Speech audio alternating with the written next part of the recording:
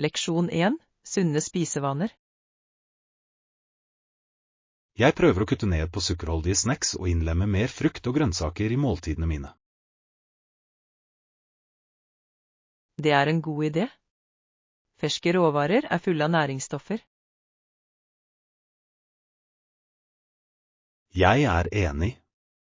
Det er utrolig hvor mye bedre jeg føler meg når jeg spiser sunnere. Hvilke typer frukt og grønnsaker liker du best? Jeg elsker bær. De er søte og mettende uten tilsatt sukker. Bær er deilig. Hva med grønnsaker? Jeg har nylig forelsket meg i stekte rosenkål. Ovnsbakte rosenkål? De kan være overraskende smakfulle. Ja. Litt olivenolje og krydder gjør dem perfekte. Det må jeg prøve. Har du noen andre sunne oppskrifter? Jeg liker å lage smoothies med spinat og bananer. Smoothies er en fin måte å snike inn ekstra næringsstoffer på. Nettopp. Du kan tilsette nesten hvilken som helst frukt eller grønnsak i en smoothie. Hva med snacks? Har du sunnere alternativer? Jeg liker å spise gulrøtter og hummus. Det er så forfriskende. Det høres herlig ut. Jeg liker epleskiver med mandelsmør. Det er en fantastisk kombinasjon. Den tilfredsstiller søtsuget. Jeg føler meg mer energisk når jeg spiser sunne snacks. Meg også. Det handler om å ta bedre valg. Skal vi lage en fargerik salat til lunsj? Ja. En salat fylt med diverse grønnsaker høres perfekt ut. Her er det sunnere valg og deilige måltider.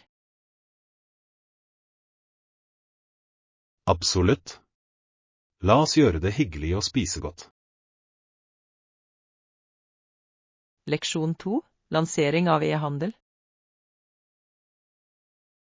Jeg leste nylig om hvordan firmaet opprettet noe som kalles en internettbasert e-handelsbedrift. Det høres spennende ut. Hva innebærer egentlig det? I hovedsak integrerer den ulike nettplattformer for å effektivisere forretningsdriften. Jeg skjønner. Det må gjøre det mye enklere å håndtere flere aspekter. Nettopp. Det gir bedre kommunikasjon og effektivitet. Hvordan godgjør det kundene? Kunder får en sømløs opplevelse når de samhandler med bedriften på nett. Det er viktig. Bekvemmelighet er nøkkelen i dagens marked. Absolutt. Firmaet fokuserer også på personlige tjenester. Personlige tjenester kan virkelig øke kundetilfredsheten. Ja. Skreddersydde opplevelser får kundene til å føle seg verdsatt. Hvilke utfordringer tror du de møtte på da de satte dette opp? Jeg antar at de tekniske utfordringene var betydelige, spesielt med integrasjon. Det gir mening. Teknologi kan være ganske kompleks. De måtte sannsynligvis også lære opp de ansatte i nye systemer.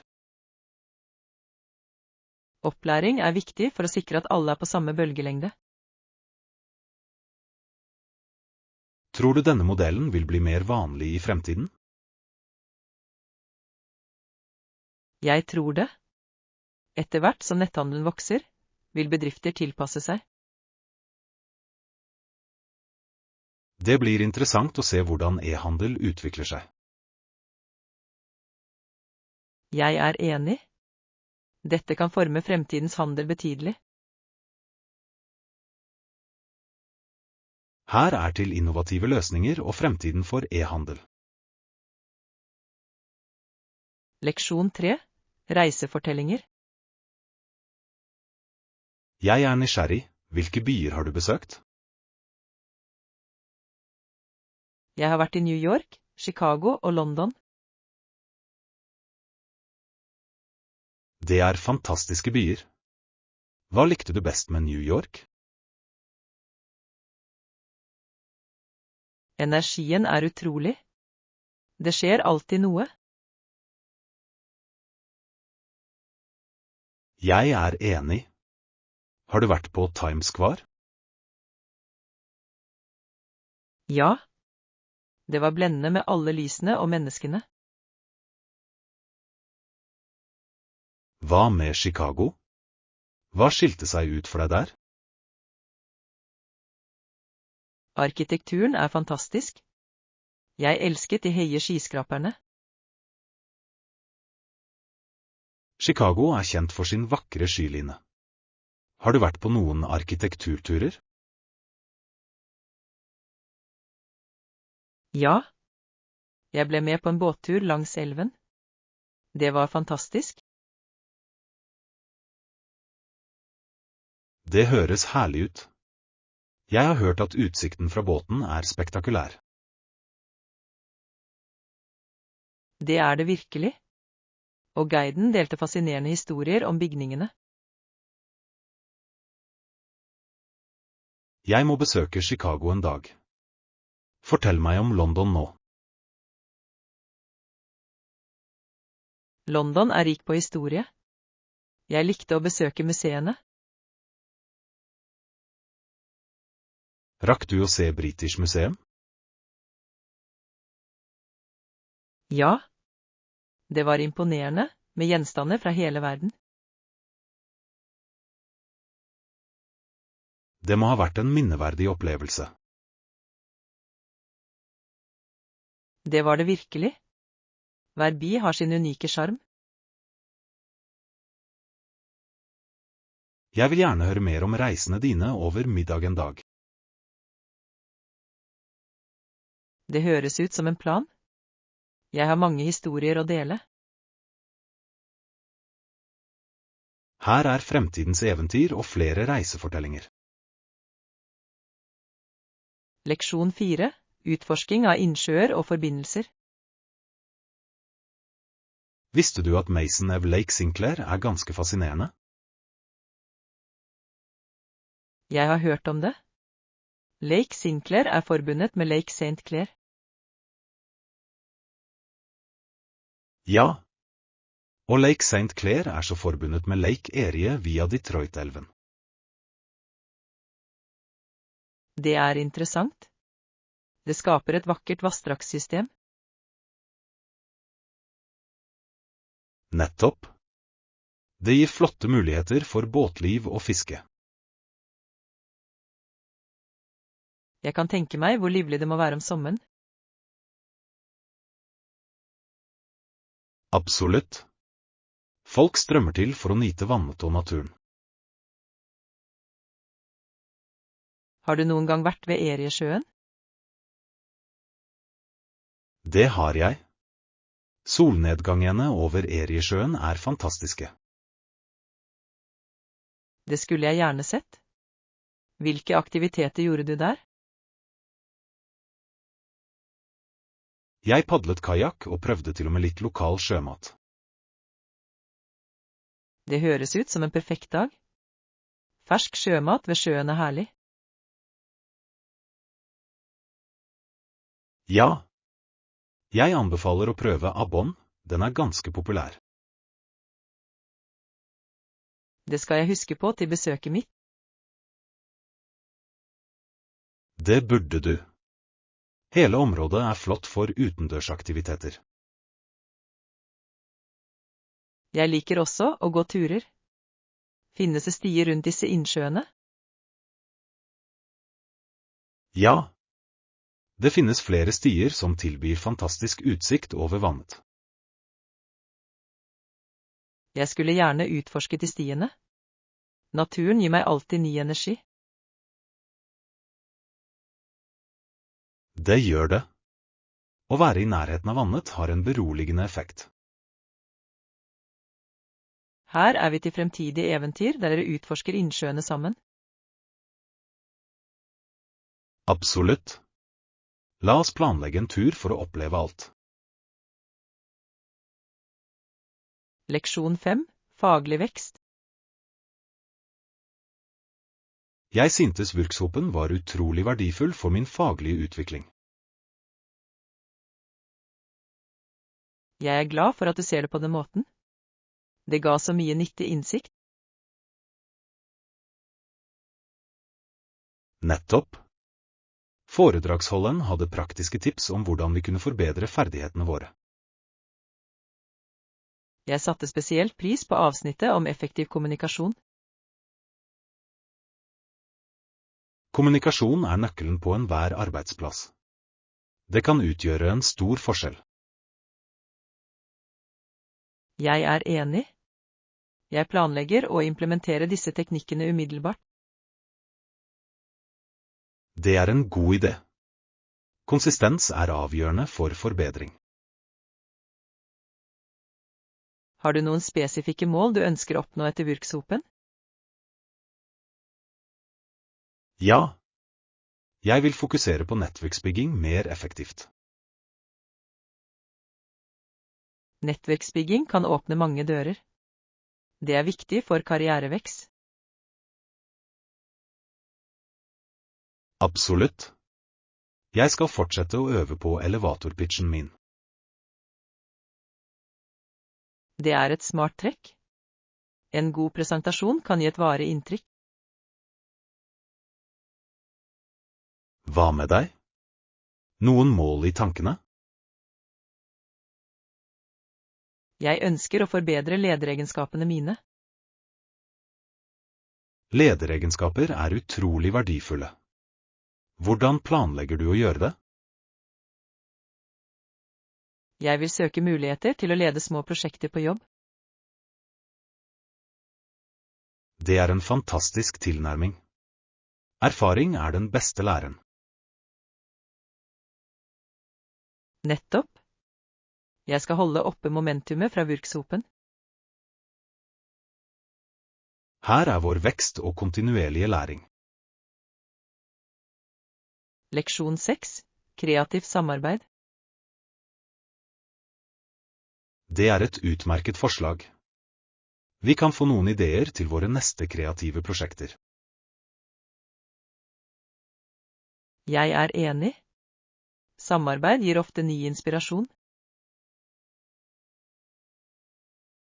Hva slags type prosjekt tenker du på?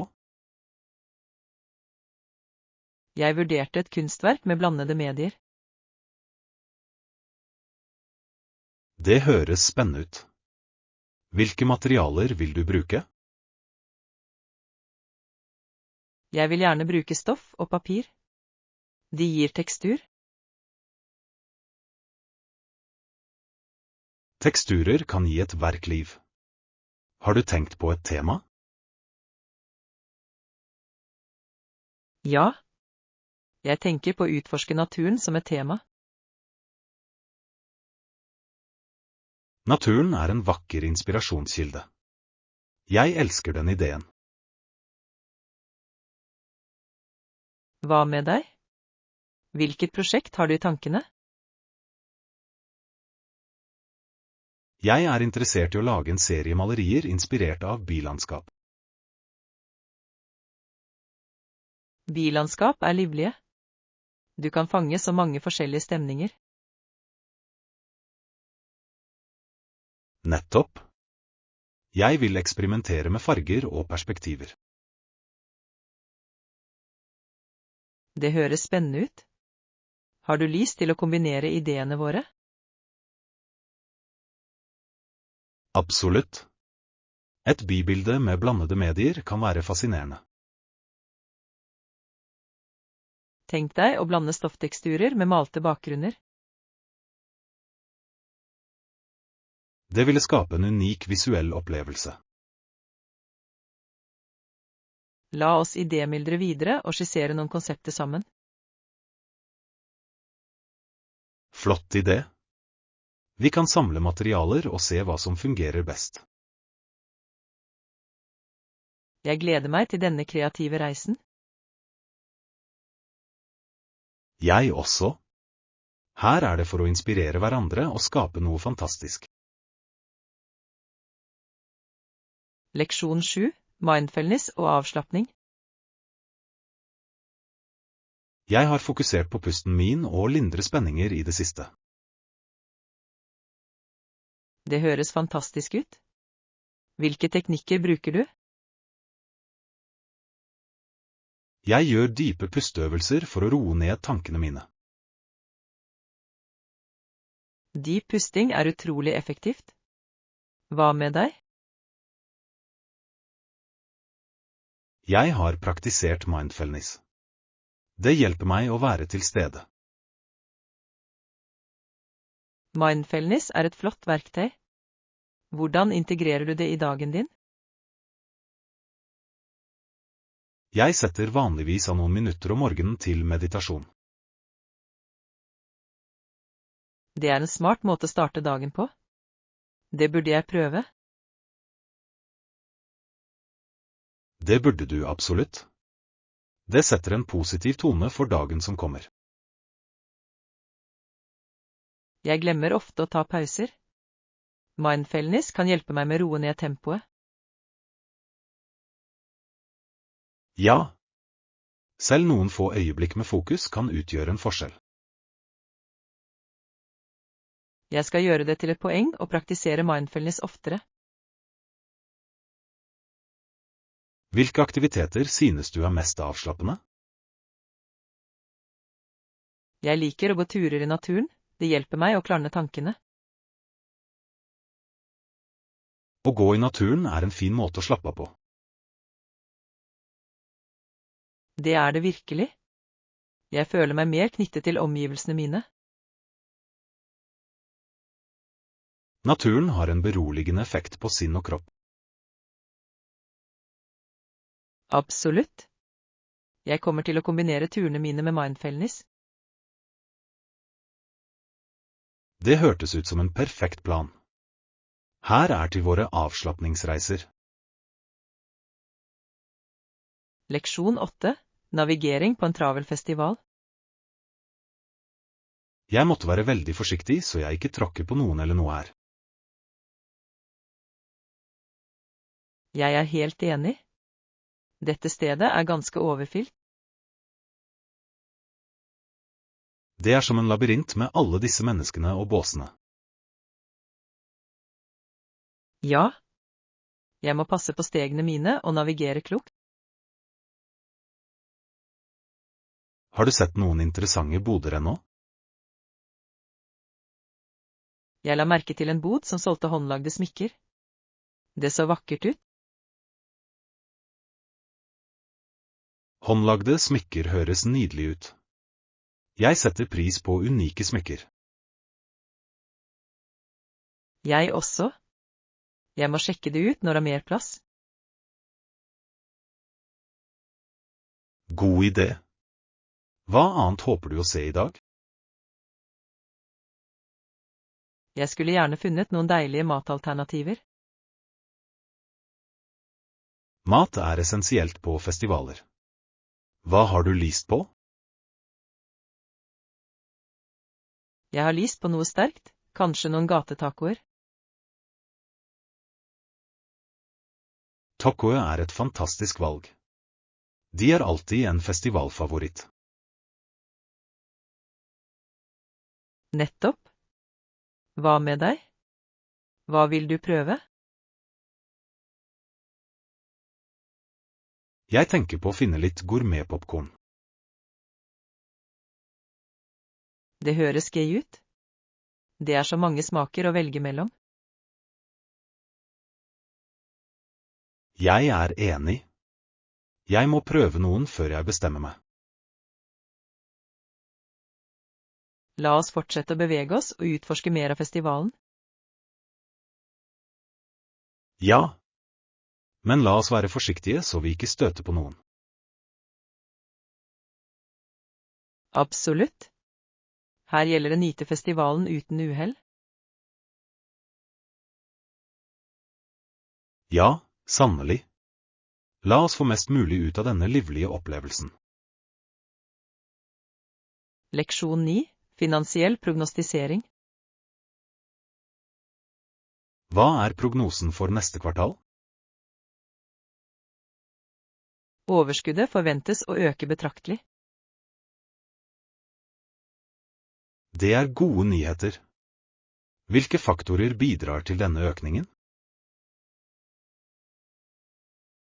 Forbedrede salgsstrategier og en ny markedsføringskampanje har vært effektive. Det er jeg glad for å høre. Har vi sett resultater fra kampanjen allerede?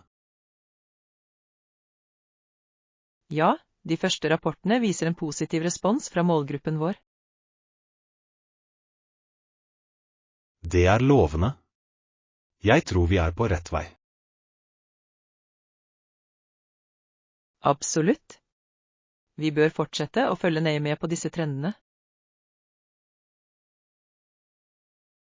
Er det noen potensielle utfordringer vi må vurdere? Vi bør være forsiktige med forstyrrelser i forsyningskjeden. Det er et gildig poeng. Vi må sørge for at lagernivåene våre holder seg stabile. Nettopp. En proaktiv tilnærming vil hjelpe oss med å unngå problemer. Hvor ofte bør vi gjennomgå våre økonomiske prognoser? Jeg foreslår månedlige evalueringer for å holde deg oppdatert om eventuelle endringer. Det høres rimelig ut. Konsekvent overvåking er nøkkelen til suksess. Jeg er enig. Det hjelper oss med å gjøre justeringer i tide om nødvendig. Skål for et vellykket neste kvartal og økende fortjeneste. Leksjon 10. Sette seg treningsmål. Hva er dine treningsmål for i år? Absolutt. Jeg ønsker å forbedre min generelle styrke og utholdenhet. Det høres fantastisk ut. Styrketrening kan være veldig gunstig. Ja. Jeg tror det vil hjelpe meg å føle meg mer energisk utover dagen. Jeg er helt enig. Hvilke spesifikke øvelser planlegger du å fokusere på? Jeg ønsker å innlemme vektløfting i treningsrutinen min. Vektløfting er en fin måte å bygge muskler på. Har du løftet vekter før? Litt, men jeg vil øke selvtilliten min med tyngre vekter. Det er et smart mål. Jeg kan hjelpe deg med teknikker hvis du vil. Det hadde jeg satt pris på. Det er alltid bra å ha en treningskamerat. Hva med deg? Har du noen spesifikke treningsmål du ønsker å oppnå? Jeg har lyst til å løpe et halvmaraton innen året er omme. Det er et ambisiøst mål. Har du begynt å trene ennå? Ja. Jeg startet et løpeprogram forrige måned. Det er utmerket. Konsistens er nøkkelen når man trener til maraton. Absolutt. Jeg øker gradvis distansen min hver uke. Du kommer til å gjøre det kjempebra. Husk å lytte til kroppen din når du trener. Takk. Jeg skal sørge for å unngå skader. Her er hvordan vi sammen kan nå våre treningsmål i år.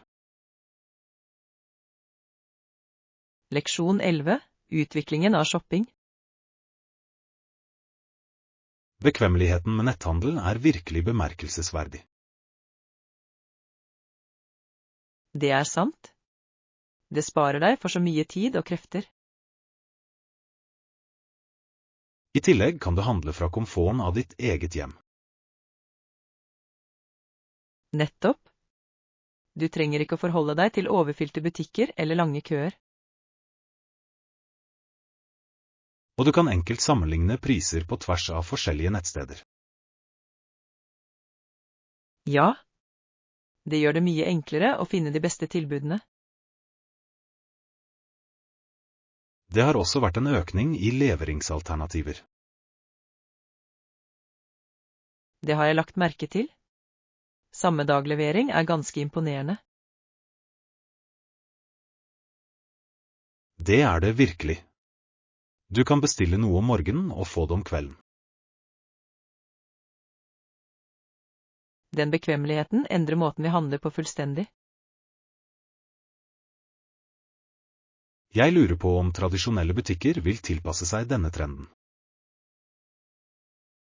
De må kanskje forbedre kundeopplevelsen for å være konkurransedyktige.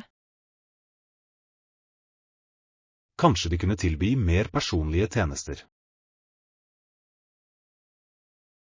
Flott idé. Personlige handleopplevelser kan tiltrekke seg flere kunder. Eller de kan fokusere på å lage unike arrangementer i butikken. Ja. Engasjerende opplevelser kan trekke folk bort fra netthandel. Det blir interessant å se hvordan detaljhandelslandskapet utvikler seg. Absolutt. Fremtiden for shopping er full av muligheter. Her handler det om å omfavne forandring og nyte det beste fra begge verdener. Leksjon 12. Morgenrutiner. Det er forståelig. Er du klar til å dra nå? Ja, det er jeg. La oss ikke glemme å ta med oss litt kaffe på veien. Absolutt. En god kopp kaffe kan utgjøre hele forskjellen.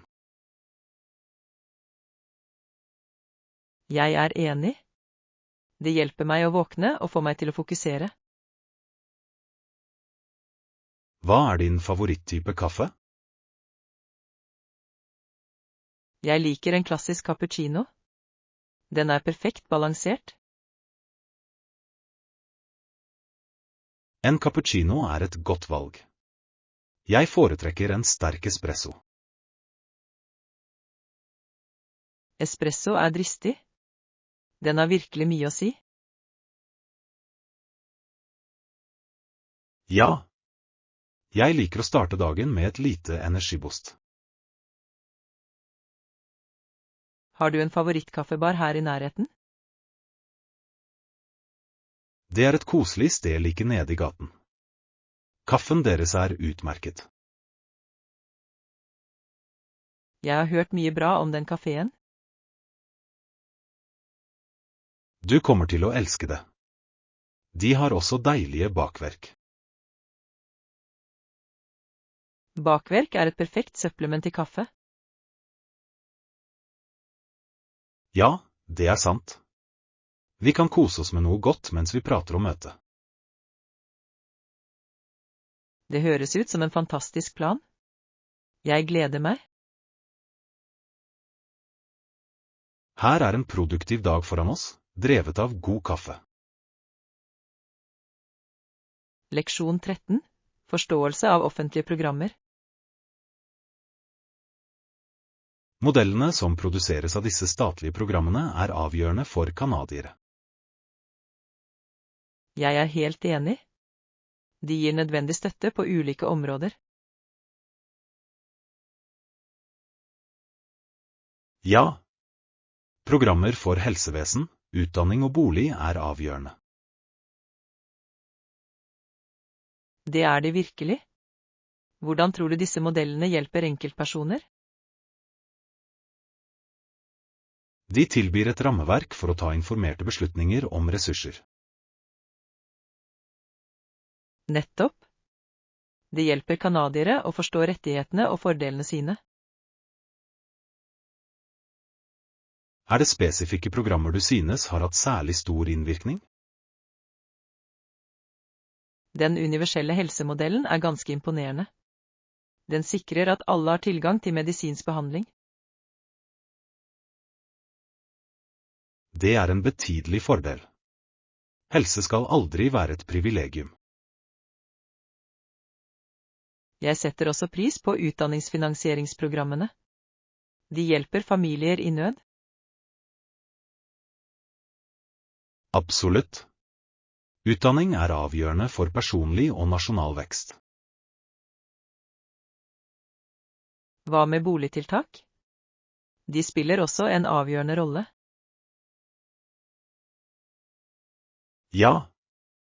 De tilbyr rimelige boligalternativer for lavinntektsfamilier. Det er flott å se at myndighetene tar tak i disse kritiske problemstillingene. Synes du det er områder som trenger forbedring? Jeg tror det er behov for mer bevissthet rundt disse programmene. Det er et godt poeng. Mange vet kanskje ikke hva som er tilgjengelig. Kanskje samfunnskontakt kan bidra til å bygge bro over dette gapet. Ja. Å engasjere innbyggerne kan føre til bedre utnyttelse av ressurser. Her handler det om å forstå og forbedre disse viktige programmene. Absolutt. Sammen kan vi kjempe for positiv endring. Leksjon 14. Observasjoner av hardt arbeid. Jeg så en liten mann med tykkehard hud på begge hendene jobbe 15 og 16 timer om dagen. Det hørtes intenst ut. Hva drev han med? Han utførte manuelt arbeid og bygde en ny bygning. Det krever mye styrke og dedikasjon. Det gjør det virkelig. Jeg beundret arbeidsmoralen hans. Det er inspirerende å se noen som er så engasjert i jobben sin. Absolutt. Det fikk meg til å reflektere over verdien av hardt arbeid. Jeg er enig. Mange innser ikke hvor mye innsats som ligger bak slike oppgaver. Nettopp. Disse har hudene forteller en historie om dedikasjon og utholdenhet. Jeg lurer på hva som motiverer ham til å jobbe så lange timer. Kanskje han har mål han streber etter å oppnå. Det er et godt poeng. Hardt arbeid fører ofte til suksess. Det gjør det absolutt. Jeg føler meg motivert til å jobbe hardere selv. Jeg også. Slike historier minner oss om viktigheten av innsats. Ja. Vi burde sette pris på arbeidet som ligger bak alt. Absolutt. Hver jobb, uansett hvor liten, har sin betydning. Her skal det hylles hardt arbeid og menneskene som gjør det. Leksjon 15. Handlepreferanser. Jeg pleier å gå til varehusene. De har et bredt utvalg av produkter. Det er sant. Du kan finne nesten hva som helst på et sted. Nettopp. Jeg elsker hvor praktisk det er å ha alt under et tak. Hva slags varer pleier du å handle der? Jeg ser ofte etter klær og nødvendigheter til hjemmet.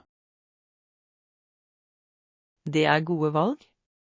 Varehus har ofte gode salg. Ja. Jeg setter pris på å finne gode tilbud på kvalitetsvarer.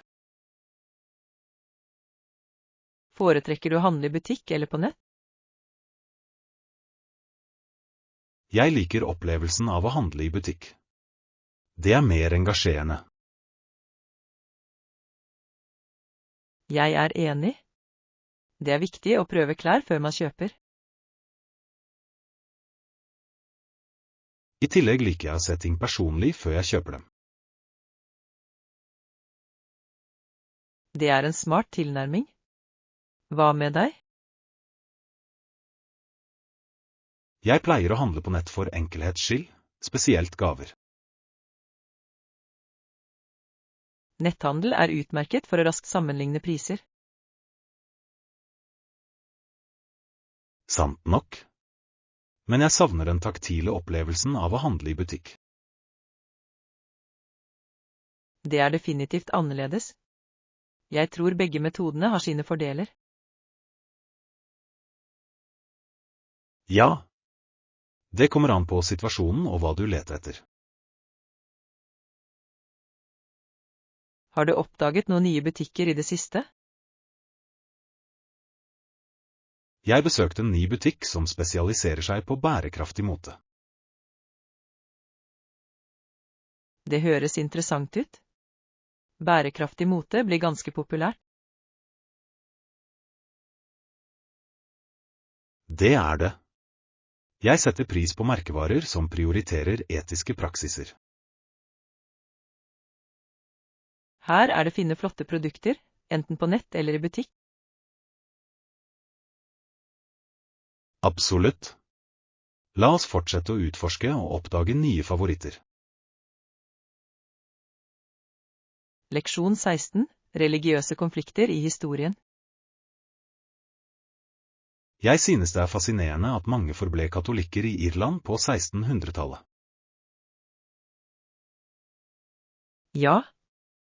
Til tross for presset var troen deres utrolig standhaftig. Oliver Cromwell prøvde å gjøre Irland protestantisk ved å jage ut katolikkene. Det var et ganske dristig trekk. Det må ha forårsaket betydelig uro.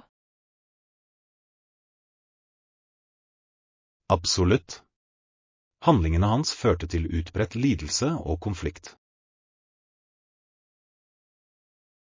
Jeg kan bare forestille meg hvor vanskelig det var for det katolske samfunnet. Ja. Mange ble forfulgt og måtte flykte fra hjemmene sine. Det er en sterk påminnelse om hvordan religion kan påvirke liv dypt. Ja, kampen for religionsfrihet har formet mange nasjoner. Hva tror du motiverte Cromwell i hans innsats? Jeg tror han hadde som mål å forene England under protestantismen. Det gir mening. Han så på det som et middel til å styrke sin makt. Likevel var metodene hans harde, ofte brutale. Ja. Historien viser oss ofte konsekvensene av ekstremisme. Jeg lurer på hvordan det katolske samfunnet reagerte på slik undertrykkelse. Mange kjempet tilbake på forskjellige måter i et forsøk på å bevare sin tro. Deres motstandskraft er prisverdig. Tro kan være en sterk kraft. Absolutt. Det kan forene mennesker i møte med motgang. Her handler det om å forstå kompleksiteten i historien vår. Leksjon 17. Drømme stort. Det ville være farlig å bo i et dukkehus, men tenk bare på hva du kunne gjort. Det er sant. Man kunne hatt teselskaper med bittesmå møbler. Nettopp. Og tenk deg alle de morsomme dekorasjonsmulighetene. Jeg kan se det for meg nå, miniatyrmalerier på veggene. Og små planter overalt. Det ville føles som et eventyr. Hva med kjøkkenet? Et dukkehuskjøkken hadde vært nydelig. Ja. Å bake miniatyrkaker og småkaker ville vært en herlig opplevelse. Jeg lurer på hvordan en liten ovn ville vært. Sannsynligvis veldig søt. Det ville definitivt vært et unikt matlagingseventyr. Apropos unikt, hva med å bo i et trehus? Et trehus hadde vært fantastisk. Tenk deg utsikten der oppe. Ja. Du kan føle at du er i din egen lille verden. I tillegg ville du være omgitt av natur. Det høres forfriskende ut. Jeg kan allerede se for meg fuglelydene og raslingen av blader. Det ville være en perfekt flukt fra byen. Og du kan ha en taustige for en morsom inngang. Det hørtes spennende ut. Jeg må øve på klatreferdighetene mine. Det ville definitivt holde deg aktiv og eventyrlysten. Her skal man drømme stort og utforske kreative boarealer. Leksjon 18. Handle dagligvarer sammen. Jeg må kjøpe en pakke pasta til middag. Ja da. Jeg skal sørge for å få tak i dem også. Hvilken type pasta foretrekker du? Jeg elsker penne. Den holder sausen veldig godt. Penne er et godt valg. Jeg tenkte imidlertid på spagetti. Spagetti er klassisk. Kanskje vi kan bruke begge deler? Det høres ut som en morsom idé. En pastablanding kunne vært interessant. Nettopp. Det vil gi variasjon til måltidet vårt. Burde vi også ha i noen ferske grønnsaker? Ja. Ferske grønnsaker vil forsterke smakene på en vakker måte. Jeg tenker på paprika og spinat. Hva synes du? De er perfekte. De vil tilføre farge og næring. Jeg skal også ta med meg litt hvitløk og løk. Supert. Hvitløk løfter alltid smaken på pastaretter. Det stemmer. Hva med en saus? Foretrekker du marinara eller pesto? Jeg er glad i pesto. Den er så aromatisk og deilig. Pesto er det da. La oss ikke glemme ost til topping. Ja. Revet parmesan blir den perfekte prikken over igjen. Vi skal lage et fantastisk måltid sammen. Jeg gleder meg. Det er alltid en glede å lage mat med deg. Her venter en deilig middag og godt selskap.